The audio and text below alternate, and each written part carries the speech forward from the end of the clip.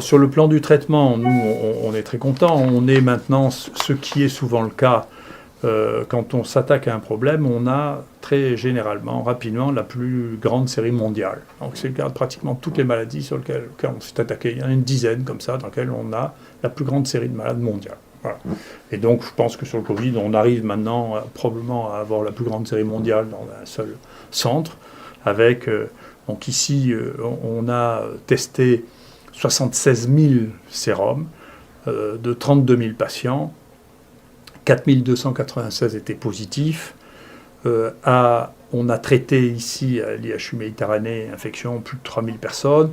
2 600 ont été traités par notre protocole hydroxychloroquine plus azithromycine, dont 10 sont morts, c'est-à-dire on confirme qu'on a une mortalité qui est inférieure à 0,5% pour l'instant, ce qui est un des résultats, ou le résultat le plus spectaculaire actuellement au monde. Voilà, donc on est très content. Les thérapeutiques, d'ailleurs cette thérapeutique, qu'elle soit ou qu'elle soit pas, elle est tellement spectaculaire, en réalité, les gens ont tellement de facilité à voir que ça fonctionne, qu'elle se répand, et il y a des analyses qui sont faites en particulier par un institut de sondage des médecins qui s'appelle CERMO, qui montre que dans le monde entier, chez les médecins qui ont en charge ça, le premier traitement de tous actuellement, c'est l'azithromycine dans 50% des cas, et l'hydroxychloroquine ou la chloroquine dans 44% des cas. C'est massif. Ça veut dire que les praticiens adoptent ça parce que tout simplement ça marche.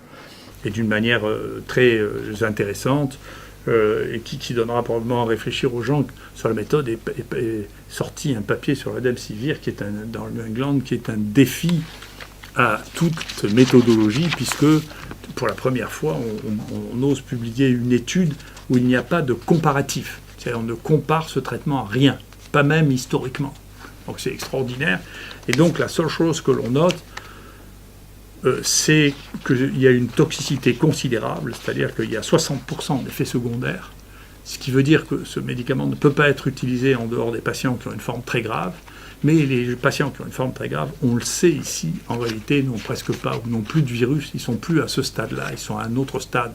Ce qui veut dire que si ce médicament ne peut pas être donné à d'autres patients que les patients qui ont une forme très grave, et que dans les formes très graves, il ne sert à rien, le débat va petit à petit se réduire, puisque l'autre médicament qui était proposé aussi dans le bras Discovery, Cefidovir, a montré qu'il était totalement inefficace dans la même indication, ce qui veut dire quand même le paysage va s'éclairer sur les molécules qu'on peut vraiment utiliser et quand est-ce qu'on peut les utiliser. Donc quand les formes sont à ce stade de réanimation, en réalité, les antiviraux auront une activité relativement modeste parce qu'il y a très peu de virus. C'est notre expérience. On a même eu des patients qui étaient morts et qui n'avaient plus aucun virus. On voit mal comment un antiviral prescrit à ce stade pourrait avoir la moindre efficacité. Donc le traitement, c'est les formes modérées, c'est les formes qui sont sévères mais qui ne sont pas en réanimation, qui permettront de faire les choses. Mais c'est intéressant parce que parmi les auteurs, il y a des gens qui ont fait des grands commentaires sur nos méthodes, mais c'est la première fois que je vois un essai publié sans aucun comparateur, ni historique, ni géographique, ni rien du tout.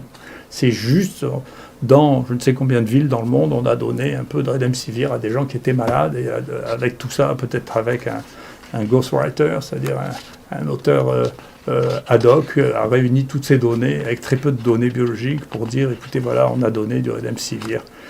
Dans la situation actuelle, c'est que la mortalité actuelle dans les pays les plus riches est beaucoup plus importante que soit dans l'Est du monde, la Chine, la Corée, les pays de l'Est qui sont riches aussi, mais qui ont une mortalité plus basse, soit dans les pays les plus pauvres. Et donc on finit par se demander si avoir une industrie avec des médicaments extrêmement nouveaux est devenu un avantage ou un inconvénient dans ces conditions. C'est-à-dire que les gens en Afrique, ils n'ont pas beaucoup de choix, donc pour eux, ça ne leur pose pas beaucoup de problème de prendre du Plaquenil et de l'azithromycine, ça ne coûte rien. Tandis qu'en France, il y a une lutte extrêmement brutale contre l'utilisation de médicaments simples et non coûteux qui Donc je ne sais pas si cela a des conséquences sur la mortalité en France, mais c'est une bonne question. Et en tout cas, nous, quand on voit la différence de mortalité à Marseille comparée à des autres sites en France avec une population et un état de l'épidémie comparable, on peut franchement se poser la question de savoir si c'est mieux de prendre des vieux médicaments qui marchent ou des nouveaux médicaments dont on n'est pas sûr qu'ils marchent et dont on sait qu'ils ont des complications et des effets secondaires très importants.